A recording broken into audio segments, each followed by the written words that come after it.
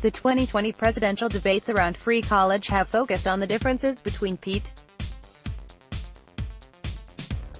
Buttigieg and Elizabeth Warren and Bernie Sanders, but their differences are smaller compared to other more moderate plans.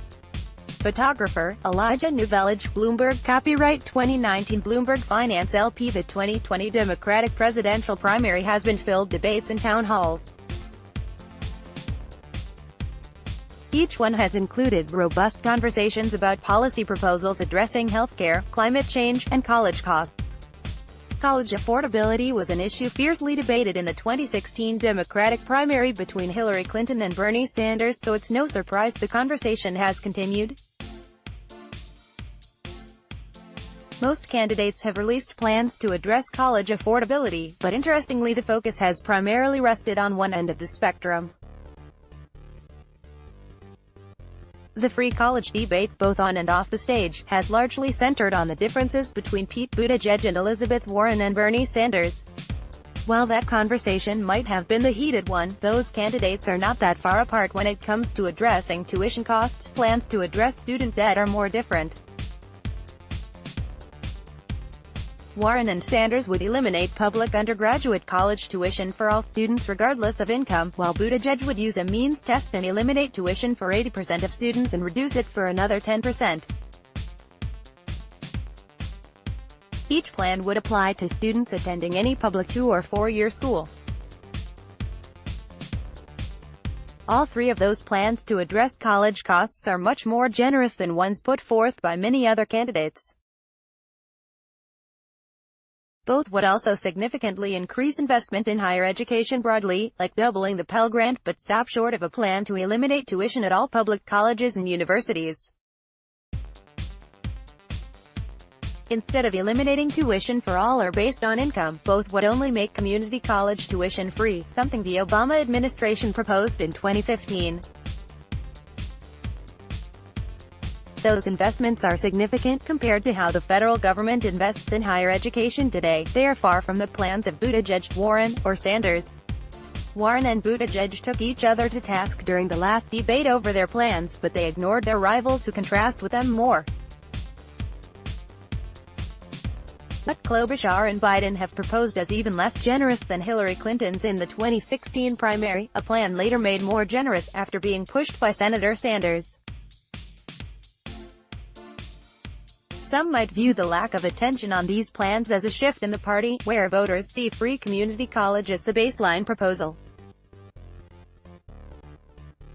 In the Democratic Party, there are differences in opinion in how to address college costs, and that is true what the 2020 contenders have put forth.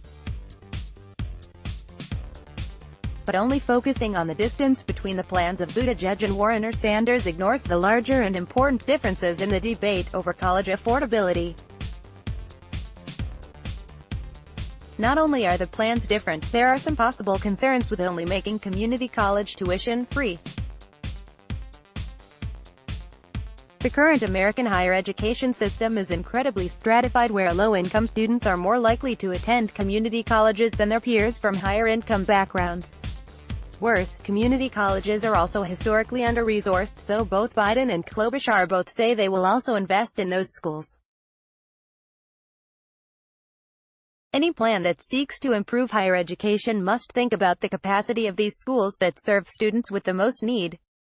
Many also worry about the signal of only eliminating 2-year tuition to those low-income students. On average, a 2-year degree provides a much lower earnings premium than a 4-year degree. Research has shown a diversion effect where eliminating the tuition at community colleges directs students who would have otherwise attended a 4-year college to community colleges. Some fear that signals a separate class of higher education for those with need and telling them that a 2-year degree is better for them, while those who can already afford a 4-year degree will do so. Biden specifically says students who want to earn a 4-year degree could transfer and says they would save money doing so, but that's not always as easy as it sounds. Evidence suggests that students intending to earn a 4-year degree should start at one of those institutions. One study found that those diverted students are 18 percentage points less likely to complete a bachelor's degree than if they started at a four-year school. Of course, there are ideological differences in which plan is better or worse. Free community college might be preferable to some because it allows resources to be directed towards other favorable policies, or they might believe a two-year degree is enough. Others might prefer addressing affordability for all students regardless of where they attend, but not eliminate tuition anywhere.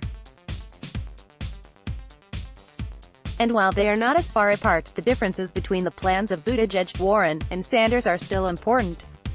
As voting starts in just 32 days, voters will continue to evaluate candidates and their plans. The Democratic presidential candidates all are seeking to address college costs, but in different ways. Each of those plans have differences in the details, and those details matter, especially depending on the perspective of voters.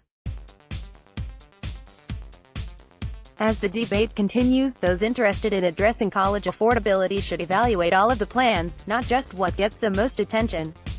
Let's block ads. Why?